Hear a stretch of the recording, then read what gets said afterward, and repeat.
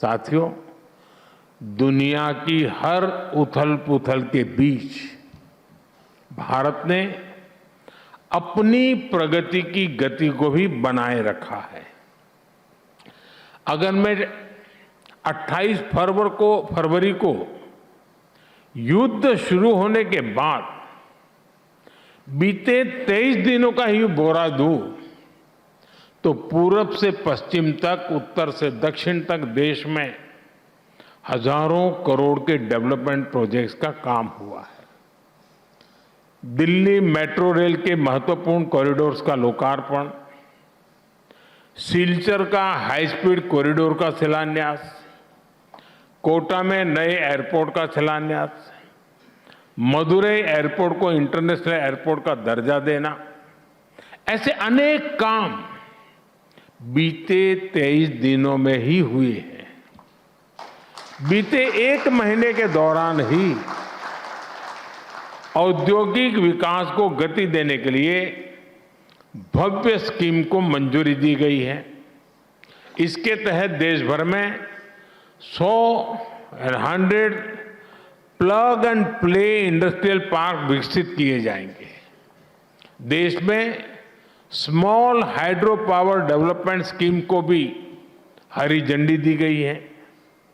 इससे आने वाले वर्षों में 1500 मेगावाट नई हाइड्रो पावर कैपेसिटी जोड़ी जाएगी। इसी दौरान जल जीवन मिशन को साल 2028 तक बढ़ाने का निर्णय लिया गया है। किसानों के हित में भी अनेक बड़े निर्णय लिए गए हैं। बीते एक महीने में ही पीएम किसान सम्मान निधि के तहत 18,000 करोड़ रुपए से अधिक सीधे किसानों के खाते में ट्रांसफर किए गए हैं। और जो हमारे एमएसएमईज है, जो हमारे निर्यातक है, उनके लिए भी करीब 500 करोड़ रुपए के राहत पैकेज की भी घोषणा की गई है। ये सारे कदम इस बात का प्रमाण है कि विकसित भारत बनाने के लिए देश कितनी तेज गति से काम कर रहा है। साथियों, मैनेजमेंट की दुनिया में एक सिद्धांत कहा जाता है, what gets measured gets manage. लेकिन मैं इसमें एक और बात जोड़ना चाहता हूं, what gets measured gets improved और अल्टीमेटली गेट्स ट्रांसफॉर्म्ड। क्योंकि आकलन जागरूकता पैदा करता है, आकलन जवाबदेही तय करता है और सबसे महत्वपूर्ण आकलन संभावनाओं को जन्म देता है। साथियों, अगर आप 2014 से पहले के 10-11 साल और 2014 के बाद के 10-11 साल का आप आकलन करेंगे तो यही पाएंगे कि कैसे इसी सिद्धांत पर चलते हुए भारत ने हर सेक्टर को ट्रांसफॉर्म किया है। जैसे पहले हाईवे बनते थे करीब 11-12 किलोमीटर प्रतिदिन की रफ्तार से, आज भारत करीब 30 किलोमीटर प्रतिदिन की स्पीड से हाईवे बना रहा है।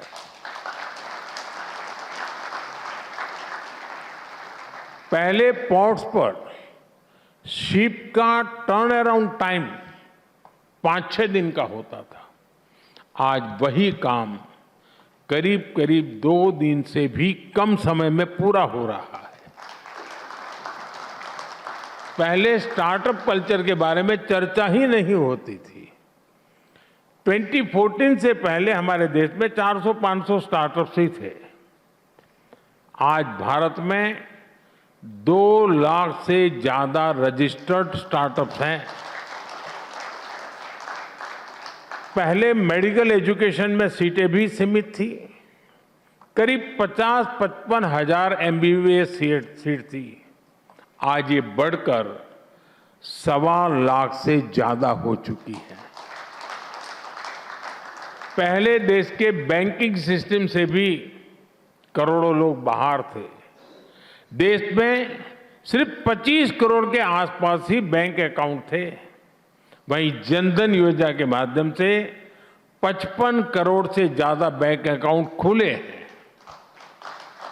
पहले हमारे देश में एयरपोर्ट्स की संख्या भी 70 से कम थी। आज एयरपोर्ट्स की संख्या भी बढ़कर 160 से ज्यादा हो चुकी है। साथियों, पहले भी योजनाएं तो बनती थी, लेकिन आज फर्क है, आज परिणाम दिखते हैं। पहले गति धीमी थी, आज भारत फास्ट ट्रैक पर है। पहले संभावनाएं भी अंधकार में थी, आज संकल्प सिद्धियों में बदल रहे हैं। इसलिए दुनिया को भी ये संदेश मिल रहा है कि ये नया भारत है। ये अपने विकास के लिए कोई कोर कसर बाकी नहीं छोड़ रहा।